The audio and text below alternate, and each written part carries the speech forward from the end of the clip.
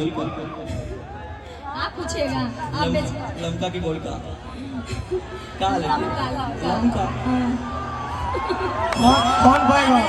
लमका से का फायदा बा कि गोलका से का फायदा बा? ये बहुत फनी सॉन्ग है, कॉमेडी सॉन्ग। खेसारी भैया के साथ सुपर डुपर हिट हुआ बहुत मस्त सॉन्ग है। और इन्होंने ही गाया है लमका की गोलका। गावे हमरा बेचता र तू तो तरकारी, अरे नया नया बन के आई व्यापारी। आ गई मैडम, आपका नाम क्या? मैडम से आप सबको परिचय करवा देते हैं। इधर इधर थोड़ा सा चाहिए बहुत। क्या नाम है मैम आपका? पूजा मिश्रा। पूजा मिश्रा जी के दियादी। पूजा, इनका बिना गेहूं ना दूजा। आपका मैम?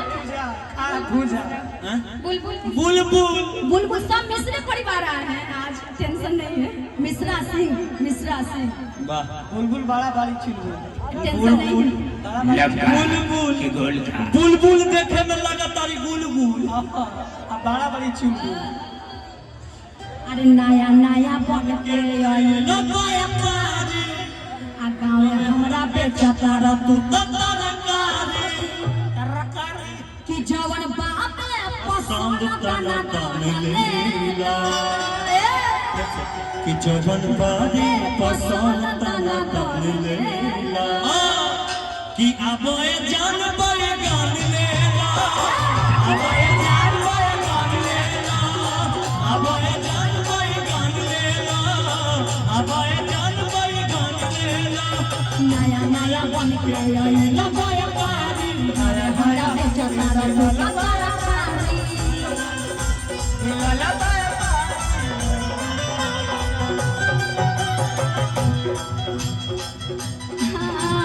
नया नया बन के आई व्यापारी, गावे हमरा बेचता र तू तो तरकारी।